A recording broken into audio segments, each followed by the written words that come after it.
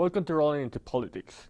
This is a series focused on teaching you about the election in 2016. You'll find out everything you need to know about this upcoming election in November. So, Mr. Newton, do you think the media has influenced this election? And so, if so, how?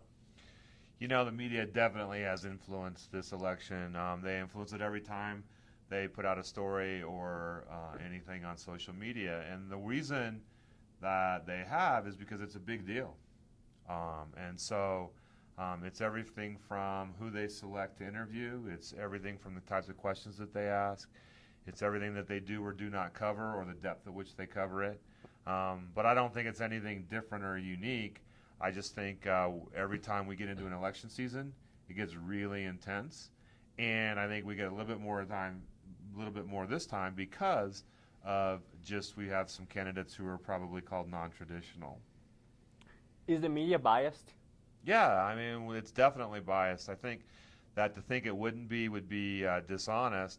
I think that's is best in a lot of circumstances. They do a better job than the average citizen, obviously. But I think that they're human beings, and human beings have an innate bias. But I also think that it's their job to ask tough questions, and sometimes they have a political slant or they have a belief. But most journalists don't feel that way. I think sometimes you get major news organizations that might feel a little bit more, and it's a little bit more evident, like with Fox or MSNBC. Who do you think has been the most biased candidate? Well, I think each candidate is fighting for what he or she believes in the most, and I think that they're obviously their whole political persuasion is biased. I think they're trying to do everything that they can to get elected. I think sometimes you make the connection between the Republicans and the conservatives and Fox, and you make the connection between the liberals and the Democrats and MSNBC. And I think CNN tries to figure out which way it's going. But I think that each candidate knows who to play to for their strengths, and I think that they know who to avoid.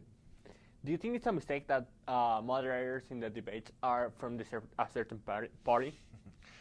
I think that the debates are really interesting. I think a lot of times the debates are more about the money that they can make from the commercials or people watching. But I also think that they're asking questions that I think that their audience kind of expects them to ask. And so, you know, the moderators are doing a job. I'm not sure that they're the most, how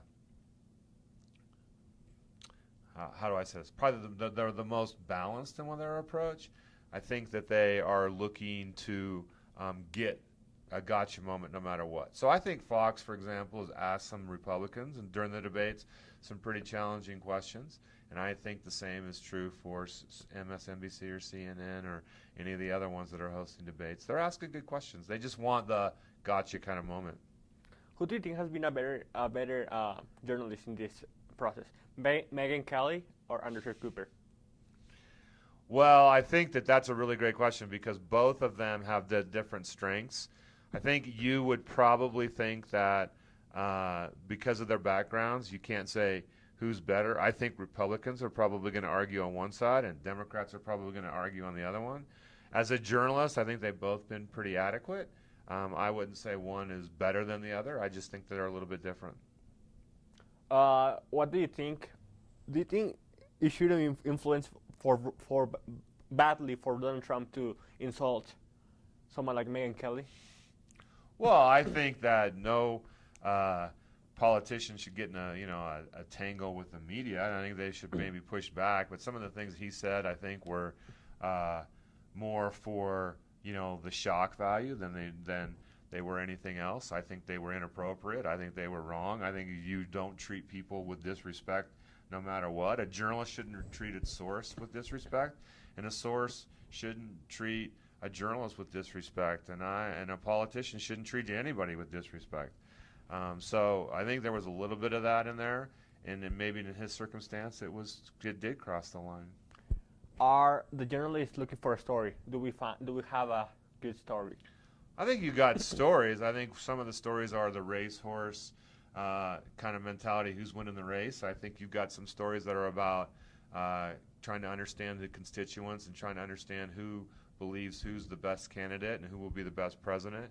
And I think some you get into some really good stories. I think probably the best journalism is looking at people's lives and trying to get down into who would be the best candidate to solve some of the challenges that they face, whether that be college kids going to school and trying to pay for it, whether that be a person who works at McDonald's trying to earn $15 an hour, whether that be a businessman who's trying to create jobs and increase competition, whether that be a single mom who's trying to raise kids. I think the best stories look at each of those circumstances and try to figure out which politician will be the best person to be president and change the course and make things more positive. The problem in politics is that there's never really one good candidate for everything.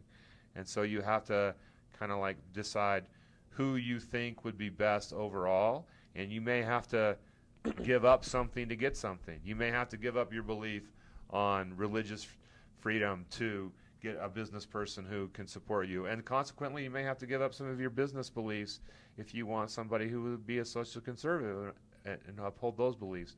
So finding the perfect candidate is pretty hard, but finding a good candidate is probably pretty easy. Does media put a president? Does media has the influence for people to buy as a candidate?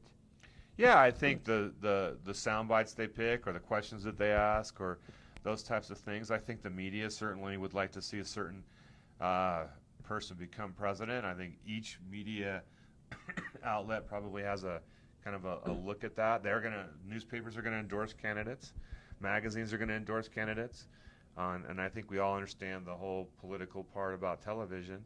But I think overall, as tough as all that is, we would rather have a country where the media can engage politicians than not. And that's really important to remember. While the system may not be perfect right now and there may be biases or tough questions, the alternative is, A, the government owns the media and picks its own person to win and cover or not cover or whatever. And so at least we can have a robust dialogue, and at least you're asking good questions, where in some countries, in some ways, that's not possible. So as tough as it is, it's a good deal. Great. Thank you very much, Mr. Newton. Awesome. Thank you for asking me. You're a pretty smart young man. Thank you. With a bad haircut.